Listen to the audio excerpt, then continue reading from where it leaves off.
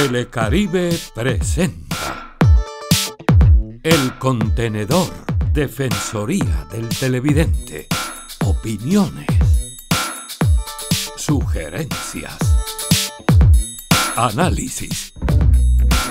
Escuchamos a las audiencias. El Contenedor. Hola a todos y muchas gracias por estar con nosotros en El Contenedor, el espacio de la Defensoría del Televidente del Caribe colombiano. Costa Paranormal, así se llama la serie de programas que sobre mitos y leyendas del Caribe colombiano tuvimos la oportunidad de ver en las noches del canal regional.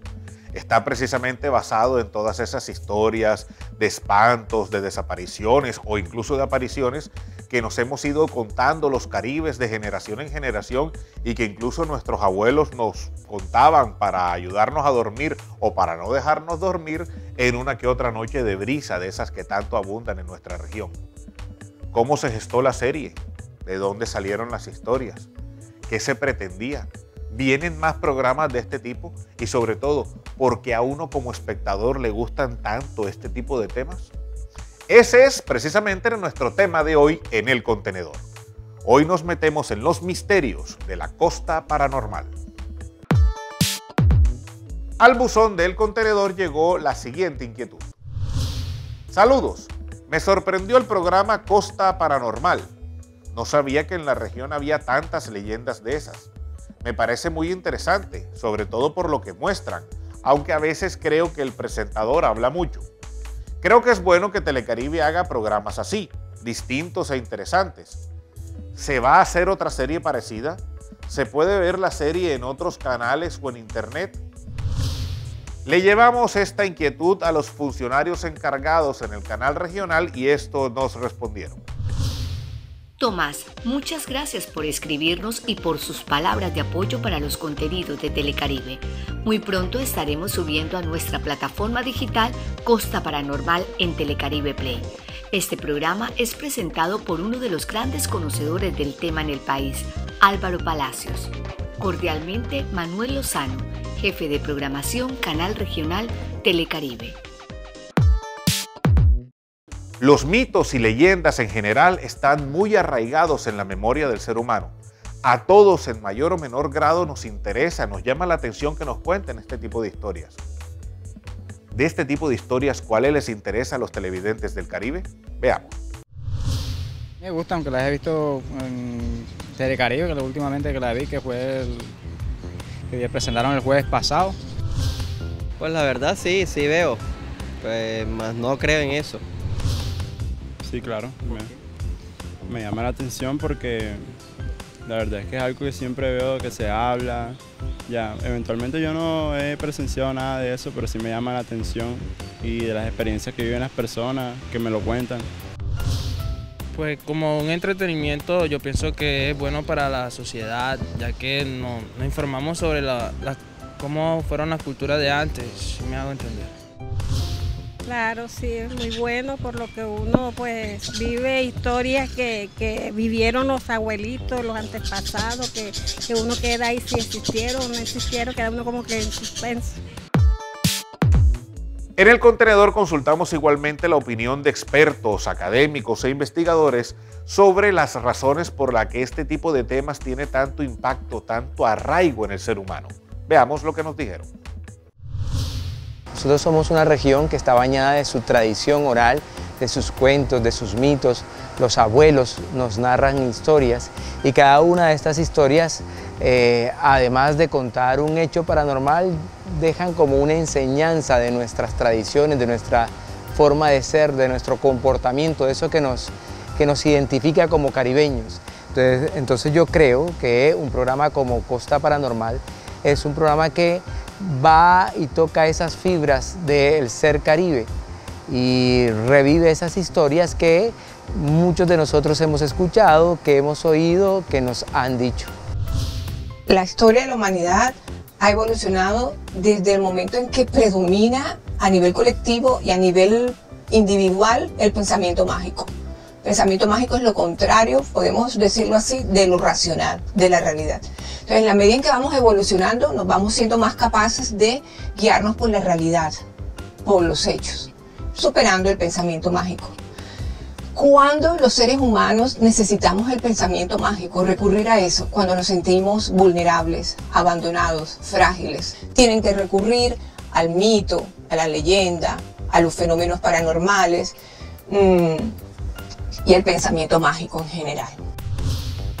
Cuando uno, por ejemplo, piensa en algunos referentes de larga trayectoria como el programa Redes de España que conduce Eduardo Punset, o cuando piensa en algunos más recientes como de Los Cazadores de Mitos, pues uno ve ahí como un rigor en el tratamiento de un tema, se propone una pregunta seriamente y se trata de indagar desde la mayor cantidad de perspectivas posible, y creo que eso es mucho más interesante para una audiencia que el simple acercamiento como amarillista o que trata de hacer como generar un impacto a partir de lo inexplicable. Creo que lo que debemos mirar más es la realidad y tratar de explicárnosla con las personas que la observan detenidamente y la analizan con largos procesos de experimentación. Creo que eso es mucho más interesante. Hay una responsabilidad detrás y creo que la mayoría de los programas son muy responsables en ese sentido, que dejan a la audiencia con tal vez más preguntas con las que se acercaron primero a ver un programa sobre un mito determinado.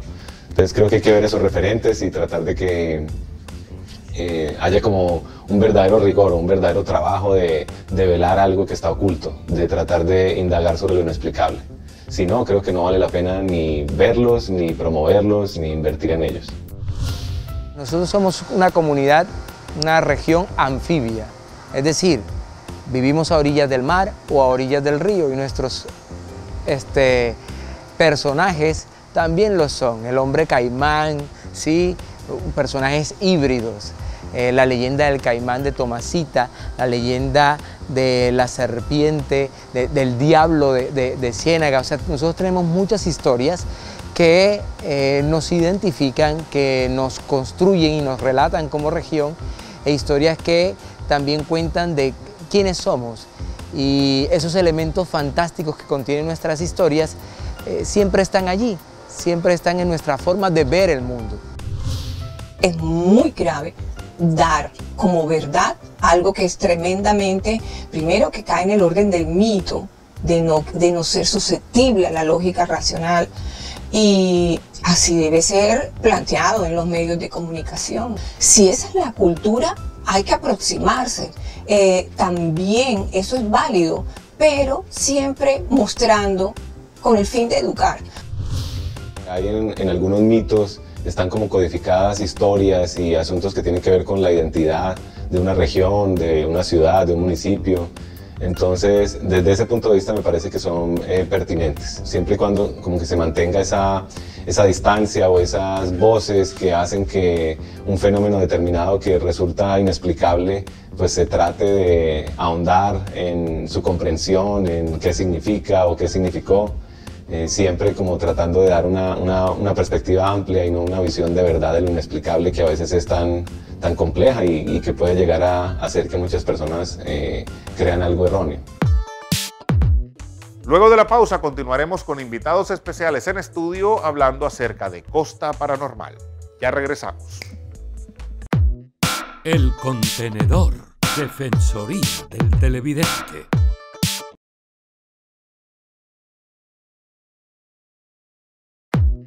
El contenedor, Defensoría del Televidente.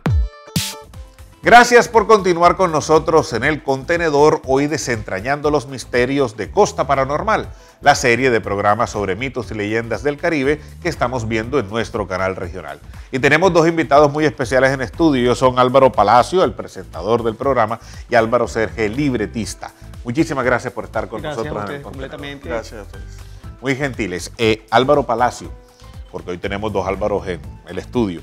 Usted ha trabajado e investigado mucho sobre estos temas que tienen que ver con los fenómenos paranormales. ¿Cómo se concreta entonces la realización del programa? ¿Cómo se llevan esas historias a la pantalla chica? Es interesante también, porque muchas personas solamente conocen los capítulos ahora mismo de Costa Paranormal, que es un logro grandísimo, porque es el primer programa de terror, de misterios, de temas paranormales de la región Caribe. Pero no conocen el trasfondo de toda la investigación, y Álvaro Palacio es una cara nueva en la televisión, pero es antiguo en la investigación paranormal. Desde muy joven, las investigaciones empiezan desde muy joven. Desde pequeño me crié en Alboraya, en el barrio de Alboraya, y en el barrio de Alboraya empiezo a escuchar todas estas historias, leyendas del Caribe colombiano, que no conocía en el colegio. En el colegio habían de pronto textos literarios europeos y empiezo a escuchar estas conversaciones que se dan cuando se muere alguien, que se dan en entierros, en las terrazas de Patio Grande, y empiezan a hablar de estos temas paranormales. Y veo que todas tienen un inicio, nudo y desenlace y me parecen espectacular. De ahí empieza a florecer esa investigación, estudio lo que es periodismo y decido recuperar todas esas joyas del Caribe colombiano, mantener como un archivo, mantener lo que es un hábitat de todas estas historias para las próximas generaciones. Llega un momento que creo un grupo en Facebook que se llama Costa Paranormal, que invito a los televidentes que se unan. Y Costa Paranormal es un movimiento para recuperar todas estas historias antiguas y modernas de nuestro Caribe colombiano. Historias que pueden ser fantasmales, historias que pueden tratar sobre la parte cultural, historias que traten sobre nuestro pasado y presente y sobre el sentir costeño que tenemos cada uno de cómo vemos el mundo, la condición del Caribe colombiano como tal. Muy bien, ya volveremos más adelante precisamente acerca de la génesis de estas historias. Álvaro Sergio, usted que tiene un recorrido muy importante en los medios audiovisuales, ahora en este rol particular de libretista en esta serie, con base incluso en lo que hemos conversado, pues muchas de estas historias se han transmitido a través de la tradición oral, de lo comentábamos al inicio del programa, de la conversación de pronto con los abuelos, los mayores en una terraza. Pero aquí estamos hablando de llevar eso a lenguaje audiovisual, darle una coherencia narrativa a unos textos, a unos parlamentos que en este caso un presentador tiene la obligación de decir delante de la pantalla, pero que todo se entienda dentro de una coherencia narrativa para televisión. ¿Cómo lograr entonces equilibrar o hacer esa traducción de lo que es una tradición oral a un lenguaje televisivo? Sí, de hecho yo creo que, como tú dices, el programa es un programa sobre la tradición oral, un programa que pone en valor las leyendas, los mitos, los cuentos que corren en las calles de la región. Y en ese sentido era, bueno, como escuchar mucho, entender cuál es la esencia, cuál es el feeling de cada uno de esos cuentos y de cada una de esas historias, y luego tratar de convertirlos en ese formato televisivo que implicaba unos cortes a comerciales, implicaba unas secuencias de acción, y darles una forma, digamos, más contemporánea, de alguna manera. Entonces es como un diálogo entre esa tradición oral de los abuelos, de los papás, de los viejos barrios de Barranquilla. Exacto. Y ponerla en diálogo con las nuevas generaciones, las que leen esto en Facebook, las que se meten a internet a buscar los capítulos y pues por supuesto las generaciones más jóvenes que ven el canal y que tienen un interés por estas historias más que por la tradición oral, por el cine de terror. Entonces era como poner a dialogar un poco esas dos generaciones y esas dos formas de ver las historias. Adelanto entonces una pregunta que tenía pensada para más adelante con base en esta respuesta y es, pues no es un secreto que los televidentes, todos nosotros como audiencia estamos permeados por muchísimas posibilidades de llegar a estas historias. Hay incluso canales de televisión internacionales especializados en este tipo de contenidos y el cine los ha tocado de muchas maneras. ¿Ustedes tuvieron algún tipo de referentes en la cabeza o que hayan revisado, analizado al momento precisamente de empezar a trabajar tanto en la forma como en el fondo de la serie en general? Álvaro primero. De hecho, Costa Paranormal tiene un perfil muy diferente. De hecho, en la televisión se están haciendo un sinnúmero de programas paranormales con temáticas diferentes. Pero Costa Paranormal lo que trata de tocar es la parte, digamos, de historias, la parte de testimonios, que tienen también una coherencia completamente de un mensaje, porque cada espanto en sí, en los mitos y las leyendas, tiene un mensaje detrás, mensajes que ocultan algo o un mensaje de denuncia a la comunidad como tal. De hecho, cuando ves el programa Costa Paranormal te recuerda también a ciertas películas de terror o aquellos programas de terror de los 50, 60 y 70. Okay. En la cual aparece el presentador con su presencia un poco misteriosa o a veces un poquito draculesca en esa parte. Pero también forma parte de esa particularidad que tiene el programa también, que se ve también, como yo le estaba comentando aquí a Álvaro Sergio, que parece cine también de culto. Hay un momento que Costa Paranormal, en cierto momento, se cuentan historias y se hacen bajo unos patrones muy diferentes a los que se han visto también, lo cual lo hace también particular y llamativo también. Entonces, Costa Paranormal puede que tenga un poquito de la parte moderna, de cómo sentimos la historia, cómo queremos ver esos espantos de la costa también, pero también de la parte antigua también, aparte también de la fiebre que se está viviendo hoy en día con los fenómenos paranormales y los programas que se están viendo en diferentes formas. Lo diferente es el contenido. Es un contenido que tiene un mensaje en el cual también puedes ver un mensaje de denuncia, un mensaje positivo, un mensaje espiritual. Sí se notan influencias de marcas de pronto mentales que tenemos de contenidos de cine y de televisión que son propios de estas escenificaciones, ¿no, Álvaro? Sí, es que creo que es imposible como escapar del cine de terror que uno ha visto y escapar de los referentes que son los referentes del terror, o sea, cierto tipo de música, cierto tipo de atmósferas, cierto tipo de historias. Lo que tiene Costa Paranormal es que, como lo dice Álvaro, es como más un terror clásico, bueno, porque no está centrado en los efectos especiales vistosos de la animación por computador y el super monstruo que sale, sino que precisamente son efectos que se producen dentro de unas condiciones de producción más limitadas y le apostamos más como a historias potentes, bien contadas con pocos recursos que a grandes efectos especiales, porque por supuesto en el contexto de la televisión regional no. Aparte también quiero decir también, a lo que dice también el compañero aquí, a mi tocayo, que Costa Paranormal también no está basado en el típico programa enlatado paranormal de que vamos con una cámara, corremos, me pegó algo o corrió completamente. Acá se le da también al televidente que pueda escuchar estas historias y saque sus conclusiones. Y que todas las historias no son totalmente paranormales. Entonces Costa Paranormal no solamente posee historias fantasmales, posee historias también que tienen que ver con lo macondiano, con esa creatividad costeña de generar muchas historias. Y hay otras historias que se salen también de Costa Paranormal. Son 475 historias que he recopilado. Vamos a ese punto, porque seguramente tuvieron que dejar por fuera muchas historias. En ese dejar por fuera muchas historias, ¿qué tanto influyó, por un lado, las condiciones de producción, las lógicas de la televisión, las posibilidades de hacer imagen, unas determinadas historias, y por otro lado, el buscar de pronto cierto equilibrio regional, de cubrimiento? ¿Cómo se llegó a la escogencia de los temas? Bueno, el momento que Telecaribe propone hacer un programa de mitos y leyendas con Costa Paranormal, de hecho fue una alegría completa. Para mí fue la culminación de toda la parte investigativa. Yo decía, por fin, las nuevas generaciones van a conocer todas las historias, ¿no? Dice así todas las historias, pero son demasiadas. Pero había historias que, digamos, por espacios, permisos. Por ejemplo, ahí está la historia del Putas de Aguada, que es un demonio que se manifiesta en la cárcel del Bosque y Modelo, donde se tenía que llegar a la cárcel, investigar, difícil completamente. Había otros que tenían que ver también con la parte investigativa de la Sierra Nevada, llegar en cierta parte. Entonces, digamos, algunas historias sí quedaron como que por fuera en este programa, en esta temporada. Esperemos que se dé otra temporada más. No, hay una cosa con respecto a esa selección de historias, es que hubo primero como un gran filtro de historias que se pudieran rodar de alguna manera, porque por supuesto hay cosas que era, como lo dice Álvaro, por acceso o por complicaciones en términos de producción, o en términos de lo que contaba la historia como tal, no existía la forma de rodarlas. Y luego de esa selección tratamos de encontrar como conexiones dentro de las historias para poder armar los capítulos.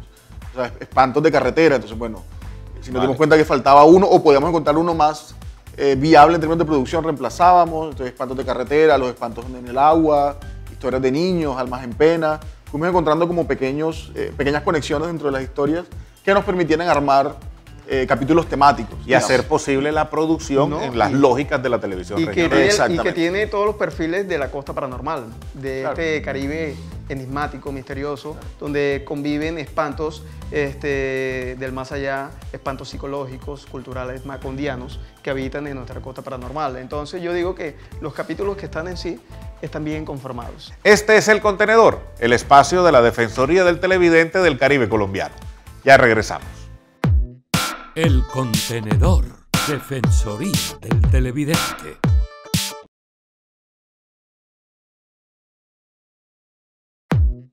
El Contenedor, Defensoría del Televidente. Historias de fantasmas, espectros, demonios y otras historias que forman parte de nuestra Costa Paranormal. Acompáñeme en este viaje a lo desconocido, para descubrir las leyendas y los sucesos inexplicables de nuestra costa paranormal. Trabajo desde un enfoque psicoanalítico cuya principal hipótesis es la hipótesis de lo inconsciente, o sea, lo desconocido del alma humana. Y lo que siempre se constata es que nosotros vemos en la realidad exterior nuestro propio mundo interior. O sea, en la medida en que no nos conozcamos, en la medida en que no tengamos claro quién somos, somos más dados a poner afuera, hablo de fenómenos paranormales, fantasmas, lo que es de adentro. O sea, desde mi enfoque, todos estos fenómenos paranormales que no son susceptibles a la lógica racional se explican como algo muy relacionado con nuestros deseos profundos e inconscientes. Yo creería que la marca de un programa que sea responsable en el contenido que transmite es la investigación. Debería estar respaldado como por un proceso realmente de verificación de fuentes. Siento que Telecaribe, por ser el canal regional, está llamado a contar nuestros relatos. Está llamado a proyectar en la pantalla chica lo que somos, quiénes somos. ¿Sí? Telecaribe debe ser una muestra del ser Caribe. A través de estos programas es una forma de lograrlo o intentar lograrlo. Seguimos en El Contenedor, el espacio de la Defensoría del Televidente del Caribe colombiano, conversando acerca de la serie Costa Paranormal. Álvaro, ¿por qué consideran ustedes que al ser humano en general le llaman tanto la atención a este tipo de historias? Porque no estamos descubriendo nada nuevo. Y de hecho lo hemos visto a lo largo de la literatura, incluso desde tiempos inmemoriales, como este tipo de historias que tienen que ver con, llamémoslo paranormal, llaman mucho la atención y son muy exitosas. Álvaro, como contador de historias, ¿por qué lo considera? Casualmente esta semana veía una serie de televisión y un personaje decía que no hay nada más poderoso que una historia, que ningún enemigo puede derrotarla. Yo creo que de alguna manera nosotros como comunidad estamos construidos todos metidos dentro de una sola red de historias que compartimos. Y esa red de historias que compartimos termina siendo la cultura y la identidad del Caribe. Yo creo que uno de los grandes retos de la televisión pública es contar lo que somos como región y lo que somos como ciudad y lo que somos como departamento y lo que somos como Caribe.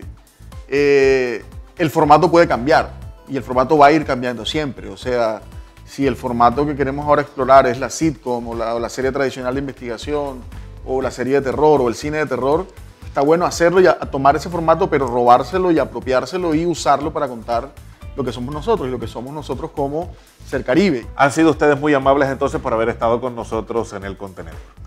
Y no se vayan, porque seguimos desentrañando misterios en el programa de la Defensoría del Televidente del Caribe colombiano.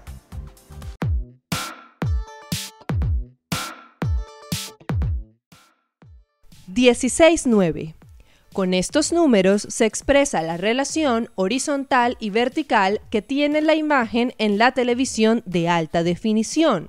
En los viejos televisores, la relación era 4:3, más cuadrada. En la televisión digital de alta definición es 16:9, más horizontal y cercana a la amplitud de la mirada del ojo humano. A esta relación de aspecto se le llama panorámico.